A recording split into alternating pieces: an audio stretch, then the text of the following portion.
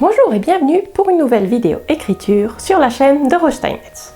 Donc je me retrouve maintenant après la première semaine du défi du NaNoWriMo. Donc tout le mois d'octobre, je vous ai montré comment je me préparais pour ce défi d'écrire un roman en un mois.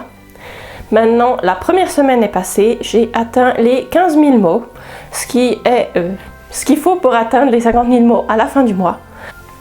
Donc souvent la première semaine c'est la semaine la plus facile parce qu'on est motivé, on vient de démarrer, on profite de toute la communauté autour pour discuter avec plein d'autres auteurs, donc c'est très sympa. Et on commence à s'essouffler la deuxième, troisième semaine qui sont en fait les plus difficiles. Donc cette semaine j'ai retrouvé mes héros de Vacances sur Ophélia. J'ai de nouveau utilisé mon cahier de planification. Donc ce que j'ai fait c'est que j'ai reporté tous les jours les scènes que j'avais écrites avec leur nombre de mots. Donc vous pouvez voir que sur les courbes là-bas, je n'ai pas du tout été régulière dans mon écriture. Il y a des jours où j'ai écrit beaucoup parce que j'avais le temps, j'étais motivée.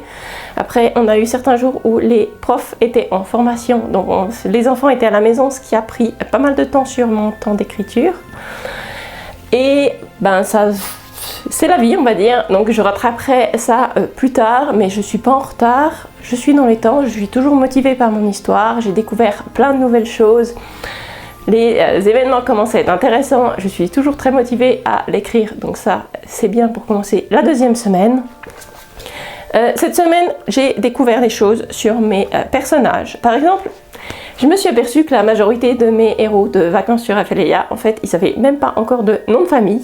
Donc, je leur en ai inventé. Donc, à chaque fois maintenant, je remplis mes fiches personnages. Donc, quand je leur ai donné une description physique, je l'ai noté, les noms, les nouveaux personnages que j'ai inventés ou à qui j'ai donné des noms. Je reporte tout aussi dans les fiches personnages pour que j'arrive à m'y retrouver. J'ai rajouté toutes les informations qui étaient intéressantes pour la suite ou qu'il fallait que je me souvienne. Je me suis aperçue qu'il manquait une section d'ailleurs dans mon cahier de planification. J'avais pas d'endroit pour faire un emploi du temps pour mes étudiants. Alors c'est vrai que c'est un besoin qui est assez spécifique à ce projet-là. Souvent j'ai pas besoin de leur faire un emploi du temps, mais là vu qu'ils sont à l'Académie spatiale, il fallait que je sache qu'est-ce qu'ils font, quand c'est qu'ils le font. Donc en plus j'ai décidé quelle matière ils faisaient, je leur ai créé un petit emploi du temps que j'ai ajouté dans les recherches. Dans les recherches j'avais regardé tout ce qu'ils pouvaient faire comme activité en première année d'Académie spatiale. Donc là en fait je leur ai fait un emploi du temps basé sur mes recherches, donc ça tombait bien dans cette section-là. Je leur ai donné des profs, je trouvais le nom des profs aussi. Et qu'est-ce qu'ils allaient pouvoir bien s'entraîner à faire pendant cette première année.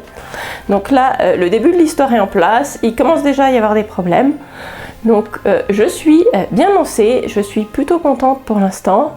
Donc on va voir comment se passe la deuxième semaine qui est en général assez difficile pour moi. Mais je suis encore bien motivée par rapport aux autres années au bout de la première semaine. Donc on va voir comment ça avance. Donc je vous retrouve la semaine prochaine pour la vidéo à la moitié du défi. Voilà, on aura un peu plus une idée de où on va, en espérant attendre les 25 000 mots au moins pour la moitié du défi, pour pas avoir trop sprinté à la fin pour se rattraper. Donc je vous dis à la semaine prochaine. Pour ceux qui participent au NaNoWriMo, continuez, vous pouvez arriver au bout et on se retrouve bientôt pour une nouvelle vidéo.